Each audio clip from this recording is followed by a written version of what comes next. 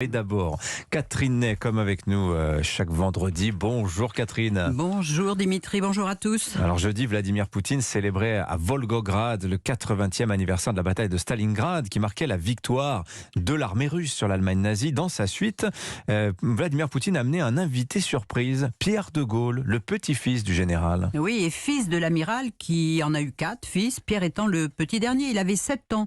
Lorsque son grand-père est mort, on ne le connaissait pas, on ne l'avait jamais vu, d'ailleurs on ne se posait pas de questions. On savait juste qu'il vivait à Genève, qu'il avait été banquier chez Rothschild. Aujourd'hui, il est conseiller en entreprise. Mais voilà, depuis plusieurs mois, il se montre, parle aux médias. On découvre un homme chauve, un visage dénué de traits, mais sous certains angles, on voit une pâle imitation du profil gothique de l'aïeul. Mais lui, il se déclare militant pro-Poutine. Dans la guerre en Ukraine, il rejette toutes les responsabilités sur les États-Unis, dénonce l'OTAN funeste. Invité en juin dernier par l'ambassade de Russie à Paris, il a commencé au micro par quelques phrases en russe, ce qui fait toujours bien, traduites sur l'écran. Au nom du peuple français, je salue cordialement le peuple russe et ses dirigeants. Mais Pierre de Gaulle s'est bien mandaté tout seul. Il a eu aussi cette phrase: c'est de la guerre de Napoléon contre la Russie qu'est venue notre décadence, pour être juste celle de Napoléon sûrement. Mais alors pour Poutine, Pierre de Gaulle, c'est une prise de guerre formidable. Oui, Quel nom.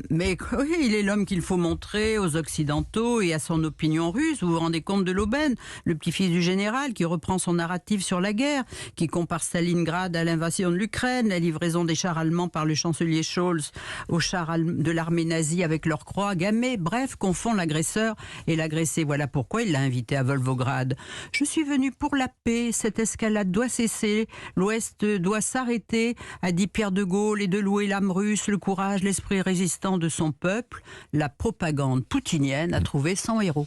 Alors, le général de Gaulle était sorti de l'OTAN. Il entretenait des relations régulières aussi avec l'Union soviétique. Il avait rencontré Staline et tous ses successeurs. Pierre de Gaulle est-il dans la filiation de son grand-père? Alors c'est vrai que le général parlait toujours de la Russie, jamais de l'Union soviétique, évoquait l'Europe de l'Atlantique à l'Oural, parce que c'est le même continent. On ne peut pas faire l'Europe contre la Russie, disait-il. Et il parlait aux Russes souvent pour marquer d'abord son indépendance par rapport aux Américains, pour donner du grain à moudre aux communistes en France, qui pesaient plus de 25% de l'électorat. Mais au moment de la crise de Cuba, quand les soviétiques avaient installé des missiles capables de transporter des bombes atomiques, moment paroxystique de la guerre froide, le général s'était placé du côté des Américains.